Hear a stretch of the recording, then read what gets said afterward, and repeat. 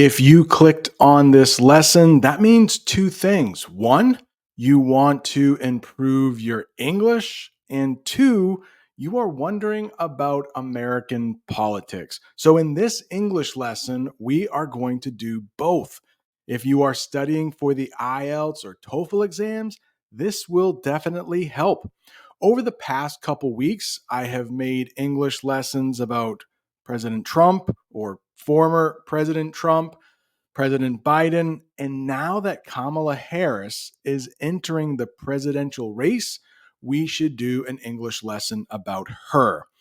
In this English lesson, you will learn some difficult vocabulary words, also some English idioms, and we will talk about those pesky English phrasal verbs. So let's get right into it with talking about a couple things that relate to Kamala Harris. Kamala Harris was born on October 20th, 1964, in Oakland, California, USA, making her almost 60 years old, which, when you think about it, is pretty young compared to President Trump, who is 78 years old, and President Biden, who is 81 years old. She is married, and the man in that picture, let's talk about him really quickly. Her husband, Douglas Amoff, is an American lawyer who is the second gentleman of the United States.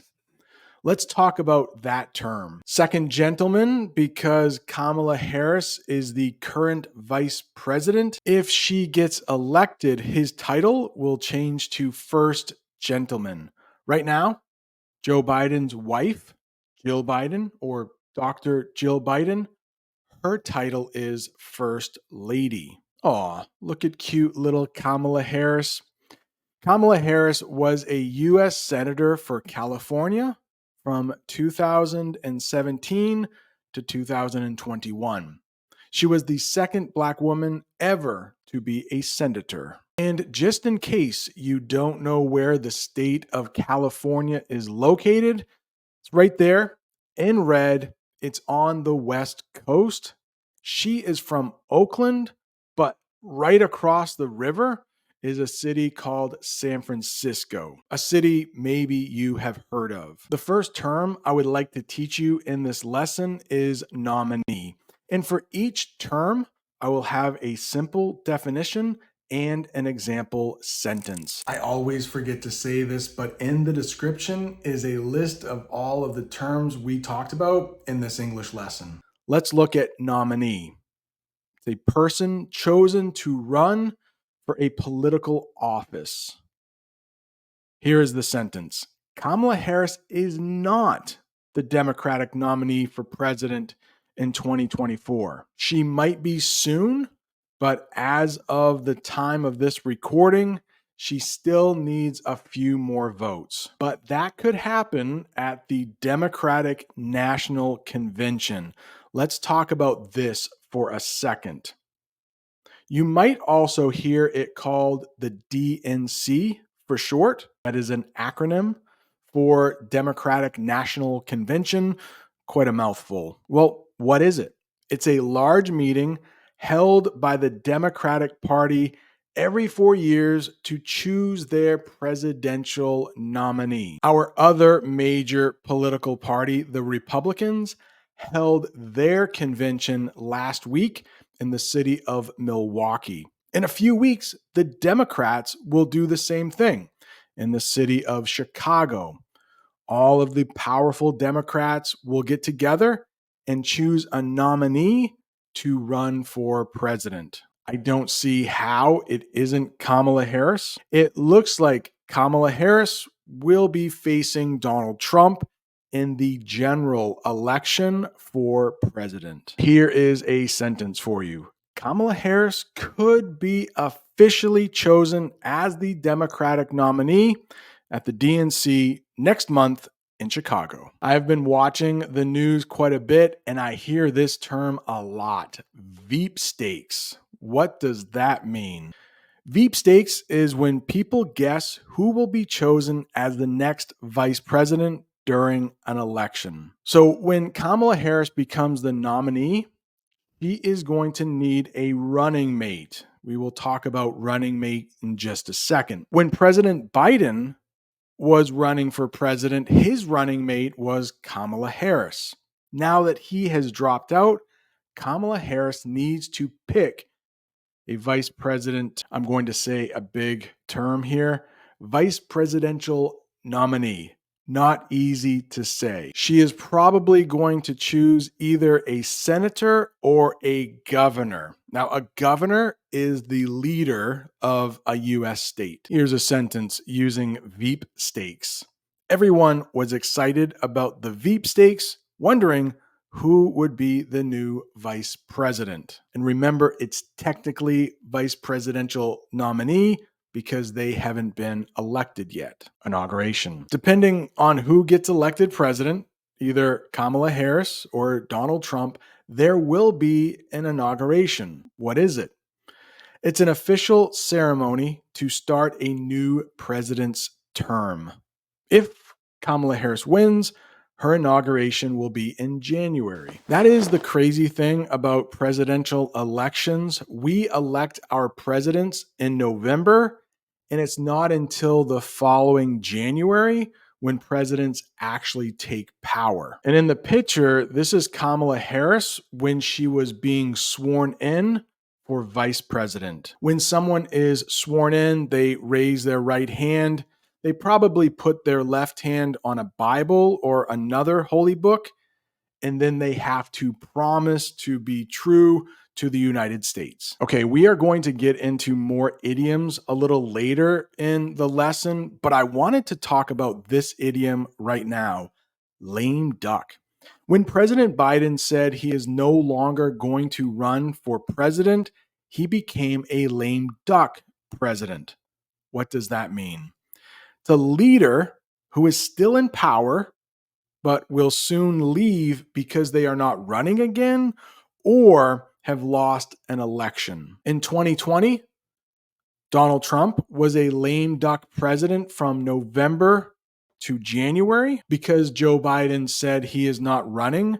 He will not be elected president this year.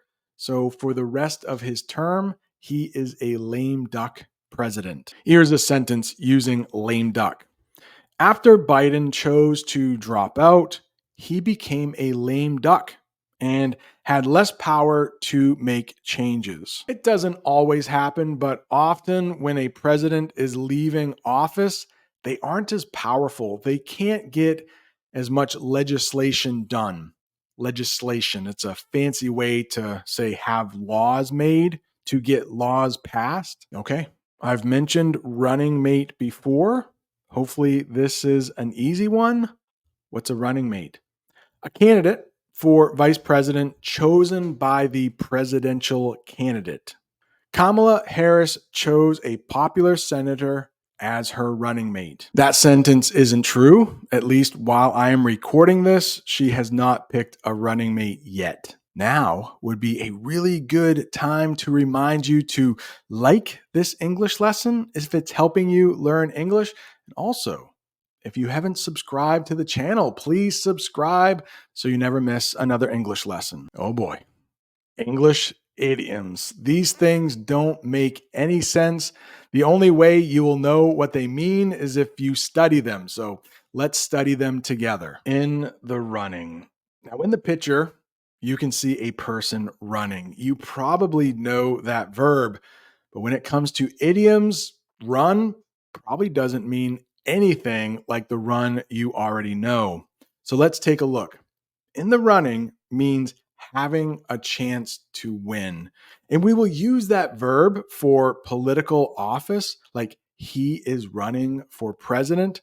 So if somebody is in the running, that means they have a chance to win. Kamala Harris is definitely in the running for the presidency. Okay, how about this one? To throw your hat in the ring. If you look at that picture, it's literally a hat inside a boxing ring. But of course, it's an idiom. It doesn't literally mean that. It means to announce one's intention to run for office.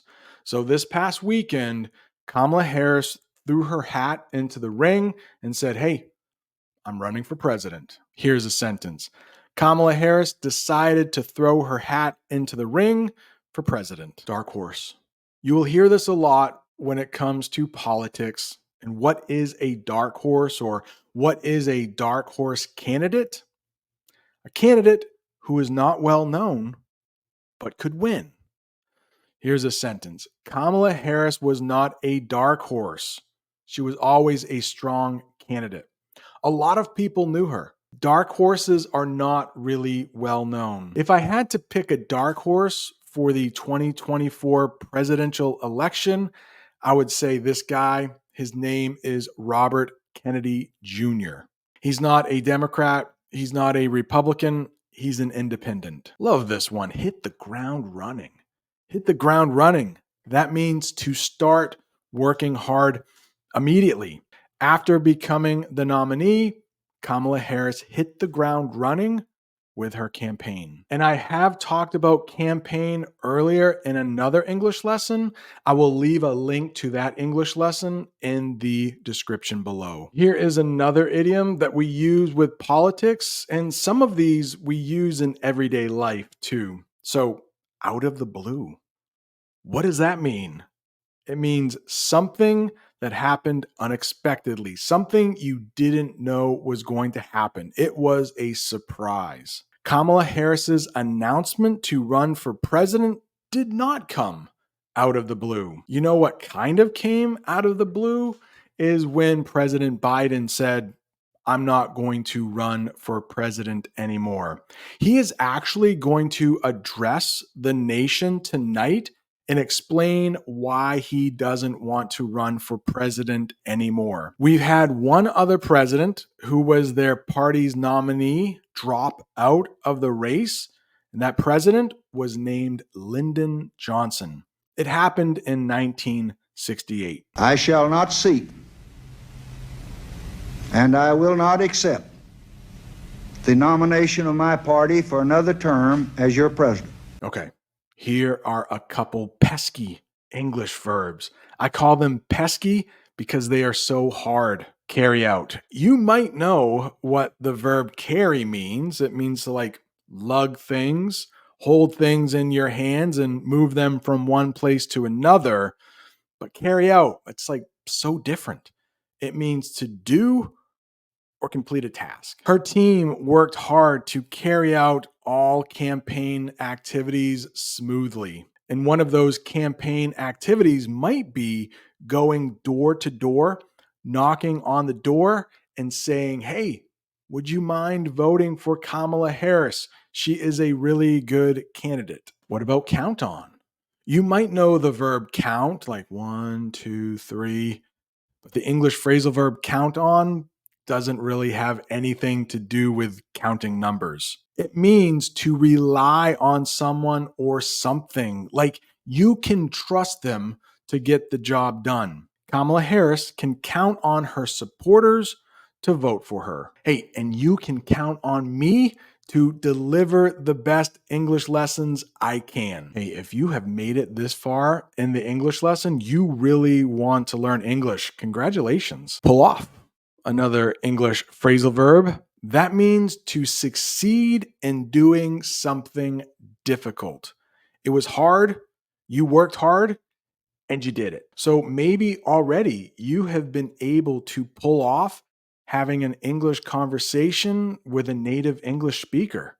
That's really hard to do. If you've done that already, congratulations. Here is a sentence with Kamala Harris and pull off.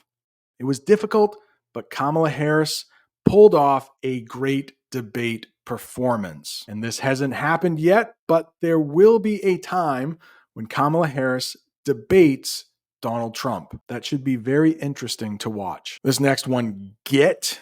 That verb might be the hardest verb in the English language, but the phrasal verb get across means to communicate an idea clearly. Hopefully, I am getting across these difficult terms to you. Hopefully, you are understanding them.